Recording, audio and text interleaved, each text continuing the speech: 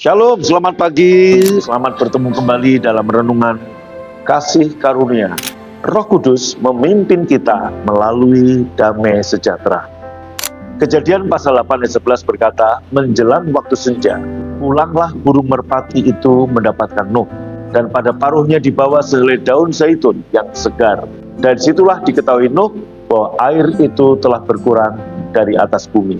Penyebutan pertama, waktu yang tepat, berhubungan dengan merpati yang merupakan gambaran Roh Kudus.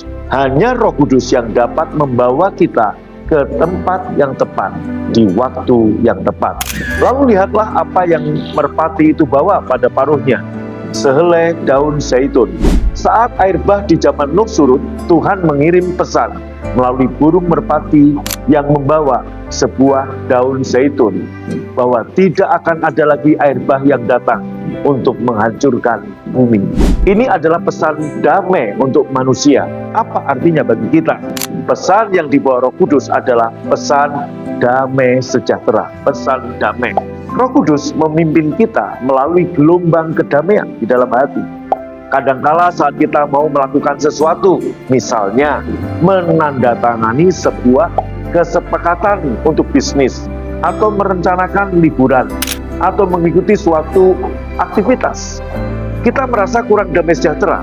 Jika hal itu terjadi, berhentilah, ambil waktu untuk berdoa mengenai apa yang akan kita lakukan. Karena Roh Kudus berbicara kepada kita melalui damai sejahtera, atau dengan tidak adanya rasa damai di dalam hati kita yang Ia taruh dalam hati ini. Ia tidak bicara melalui keluhan dan tuduhan. Ia memimpin kita melalui damai sejahtera. Apabila tidak ada damai sejahtera dalam hati kita harus mengevaluasi kembali keputusan kita dan mendengarkan pimpinannya. Ada kebenaran menakjubkan dalam kemunculan pertama kata et. Et muncul dalam rasa di waktu senja. Tidak hanya damai, tapi juga di bagian lain. Saat saya mempelajari lebih dalam lagi, saya menemukan bahwa senja adalah waktu ketika Tuhan Yesus menyelesaikan tugasnya di kayu salib.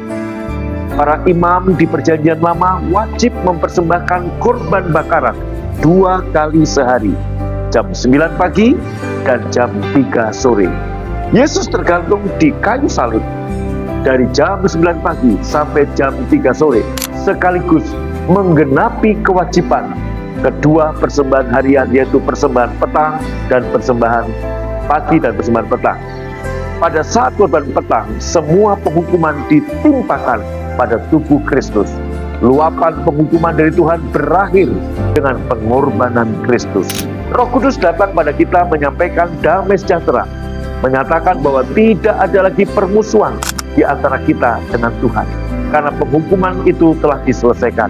Kita tidak sempurna, tapi kita dapat berdamai dengan Tuhan, dan kita dapat dengan yakin dan percaya akan berkat-Nya dan perlindungannya atas semua yang kita lakukan, karena semua dosa kita telah ditebus oleh tubuh Kristus. Tuhan Yesus, terima kasih karena Engkau telah mengambil semua penghukuman manusia, diambil oleh Yesus di kayu salib.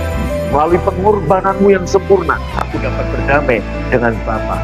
Terima kasih karena Roh Kudus telah datang dan memimpinku dalam damai agar aku berada di tempat dan waktu yang tepat.